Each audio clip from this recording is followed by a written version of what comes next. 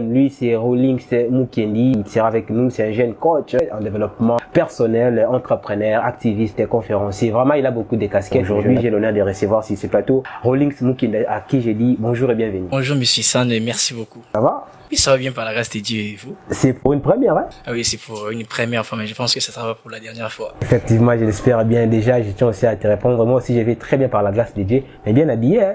On a tu connais comme quoi l'émission? Et coach Rawlings, de ton côté, comment tu observes déjà notre pays? On est en train d'avancer ou bien tout ça, caca, tout ça, Alors, si je pourrais répondre à ta question, si notre pays actuellement évolue ou pas. Alors, si je te dirais, monsieur San, que le pays n'avance pas complètement, alors je pense que ça sera cruel de ma part. Et si je dirais aussi que le pays avance complètement, alors c'est que je tromperais. Alors, si je pourrais être sincère concernant le développement de notre pays actuellement, en dépit de toutes les situations en dépression actuellement, en l'occurrence celle qui se passe à l'est de notre pays, que je tiens personnellement à compatir, les situations en dépression liées à la politique, bien que je suis apolitique, maintenant ma politique n'a pas en côté, et des situations en dépression liées à la mentalité de la population, mais je dirais que toutefois les pays n'avancent pas comme il faut, mais du moins ils avancent en fait. Est-ce qu'il voit aussi que la mondialisation a un impact encore négatif dans le cannabis? Parce que on a beaucoup plus d'abord apparu sur les réseaux sociaux. Ça fait partie de la mondialisation où le blanc nous a emmenés. Est-ce qu'aujourd'hui, au moins, autant vous aura donné les lots? Parce qu'il y a un 5 sur 5 sur les réseaux. Est-ce que toi, tu penses qu'il y a vraiment un impact encore positif dans le cannabis? Alors, si on parlera sur la mondialisation actuellement, moi je dirais que la mondialisation aujourd'hui a un impact d'abord positif, mais aussi négatif. Pourquoi j'ai dit positif? Je pense que, comme nous le savons tous, je parle d'abord sur ce qui concerne les réseaux sociaux, parce que ça fait une grande partie de la mondialisation. Alors je pense que nous avons une partie des utilisateurs, une partie des créateurs de contenu, une partie des gouverneurs et une partie des parents. Donc chaque partie a une responsabilité. Alors si je dirais que la mondialisation a un impact d'abord positif sur la jeunesse, c'est que grâce à la mondialisation aujourd'hui, nous avons l'accès facile à l'information et à l'éducation. La mondialisation aujourd'hui nous permet, nous étant jeunes, d'accéder à une grande quantité. Bon, d'une manière extensive, on dira jeune, mais si je dirais la mondialisation aujourd'hui nous permet, parce que je dis il y a un côté négatif et positif, côté positif et négatif.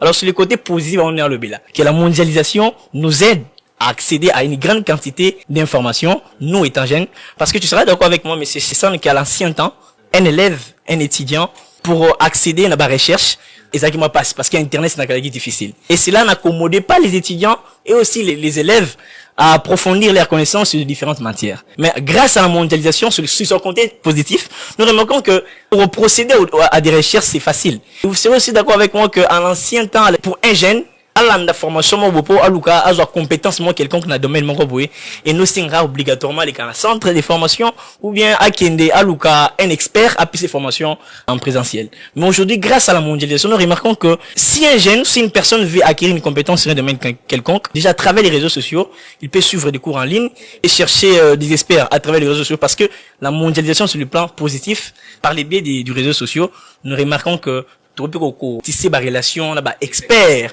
bandamboka, c'est ce qui nous permet d'élargir aussi notre horizon. À ces jeunes là où tout le monde a 5 sur 5 dans les réseaux sociaux, vraiment sur les côtés négatifs, il y a l'utilisation des réseaux sociaux. Pour vous, étant que aussi coach, vous êtes aussi coach en développement personnel, qu'est-ce que vous en pensez? Éducation, ils ont bien été, gouvernement pas bêta maman kara. Pour ces jeunes, pour ces utilisateurs, parce que nous aussi nous sommes des utilisateurs, alors au bazar utiliser les réseaux sociaux d'une manière un peu négative, et au tous remarqué tellement ils ont en plein boca que les jeunes ont commis trop accès na aux amabé. Alors je dirais d'abord que la responsabilité se repose d'abord pour la banque jeune. La responsabilité aussi se trouve sur le gouvernement. La responsabilité aussi se trouve sur les parents. Aujourd'hui, frère, ça vous serez aussi d'accord avec moi parce que j'aime cette phrase. Aujourd'hui, il y a ce qu'on appelle dans les réseaux sociaux algorithme. L'algorithme, c'est juste un système où chaque plateforme est en haut et vous permettre de s'adapter à besoin à chaque utilisateur. Au remarquant, ceux qui na téléphone na yo, au message ko suivre, ko partager, ko commenter, ko suivre ma page sur foot, tout dans Facebook a s'adapter grâce à son algorithme, avant qu'on propose un contenu, voilà. L'algorithme s'adapte en fonction d'un besoin d'un millier ou d'un utilisateur. Mais plus, ils ont qu'on s'adapter à besoin d'un millier. Et on a remarqué bien que je m'intéresse aux choses qui concernent plutôt l'éducation, mais le coup on a milliers, la masse, basant la kati, la publication aux obscènes, aux nuisibles, je peux dire en quelque sorte. On a remarqué à tant que tu Facebook ou bien réseaux sociaux, quelqu'un qui propose contenu adapté à besoin mais il y aura toujours des contenus où ça ne répond pas à ton besoin. Alors si je dirais, la faute aussi se repose sur le gouvernement parce que moi j'aurais beaucoup plus voulu que le gouvernement puisse travailler en collaboration avec les entreprises qui gèrent les réseaux sociaux. Parce que cela va permettre au gouvernement de sonder ces personnes-là qui utilisent mal les réseaux sociaux et aussi, on dit valorisation des talents. Parce que, frère San, lorsque tu as découvert que talent na yo, ils ont koloba, au communiquer, au moment où travailler sur un gros, comme un journaliste. Moi, j'avais une forte aspiration de devenir médecin. Depuis le bas âge, je disais aux parents, papa, on est médecin. Jusqu'à ce qu'on ait ça l'appelle biochimie. Alors, lorsque on a côté pour l'année processus de développement personnel, que j'ai vite compris que mon talent, ce n'est pas la médecine, mais c'est la communication. Voilà pourquoi, après avoir eu à découvrir ce qui est moi, ma vraie mission sur Terre, j'ai commencé à travailler sur moi. Donc, moi, je travaille sur la communication. À l'université, je fais la communication appliquée et je me suis lancé dans le développement personnel. Aujourd'hui, je suis conférencier. Aujourd'hui, je suis formateur. Vous voyez, la chose qui fait que le jeune s'égare, c'est parce que comment les jeunes peuvent se découvrir. Moi, je me dis que l'ennemi de la découverte de soi, c'est la distraction. Aujourd'hui, mon tour, non, vous êtes un entrepreneur, je serai un gestionnaire d'entreprise, je serai une femme d'affaires. Une femme d'affaires, on s'est focalisé sur la beauté, qui est sur à égard et distraction. Le titre commis, Moutazou ça la effort à abonné, qui a travaillé sur talent pour ébanir na lobby. Donc, écarter les distractions, c'est lancer dans des formations. Aujourd'hui, les gens ne veulent pas s'être formés. J'aime se lancer dans la distraction, qui est un travail sur bon moko. Talent, asa ennemi à distraction. C'est lorsque tu prends le temps de travailler sur toi, tu dois donner des sacrifices. Parmi les sacrifices que je suis en train de parler, les plus grands sacrifices, c'est de s'éviter, de se méfier de ce qu'on appelle la distraction. Toi, jeune, qui veux te développer, qui veux connaître d'abord ton talent, ta vraie mission, afin que tu puisses travailler sur ça, je te conjure, je t'appelle, je t'invite à te lancer dans des formations de développement personnel. À toi qui es jeune fille, jeune femme, qui expose ton corps sur les réseaux sociaux, comme message que je pourrais t'adresser, c'est que tu sais que en exposant ton corps, étant que femme sur les réseaux sociaux, tu cours derrière des grands dangers. Le premier danger est celui de la destruction absolue de ta valeur étant que femme. C'est-à-dire, particulièrement en Afrique, lorsque nous parlons de la femme, nous voyons d'abord le reflet de la dignité, de la modestie, de la pudeur et du respect. Alors, le corps d'une femme est sacré et devait être couvert et pris avec soin. C'est-à-dire, lorsque tu exposes ton corps sur les réseaux sociaux, allais-je dire, non seulement tu détruis ta valeur étant que femme, mais tu détruis aussi ton futur. Alors, le deuxième grand danger que tu cours quand tu exposes ton corps dans les réseaux sociaux, c'est que comme la Bible nous dit dans le livre des 1 Jean chapitre 5 verset 19, que nous savons que nous sommes des dieux, mais ce monde entier est sous la puissance du malin. C'est-à-dire, bien que nous sommes des dieux, mais tout ce que nous faisons sur terre est surveillé par le gouverneur qui s'appelle le diable. C'est-à-dire, lorsque tu exposes ton corps sur les réseaux sociaux, non seulement tu l'exposes devant les êtres humains, mais aussi devant les êtres esprits qu'on appelle les êtres inhumains. Alors, la véritable responsable de ce qui va se suivre sera seulement toi-même. Alors, prends-toi à charge. Vous êtes des femmes, vous êtes des êtres dignes de respect, des êtres remplis de valeurs, des êtres qu'on doit du respect et qu'on doit notre gratitude par rapport à votre contribution positive au monde. Je crois que nous avons c'est pas une conférence, c'est parce que nous avons notre structure RK Leadership organise, je crois, annuellement une grande conférence à l'occasion d'éduquer la jeunesse. Mais je pense que cette fois-là, ce n'est pas une conférence, c'est une activité toujours éducative, un grand atelier d'échange dont vous aussi vous êtes parmi les intervenants. Oh, c'est vrai ça. Et bien, évidemment.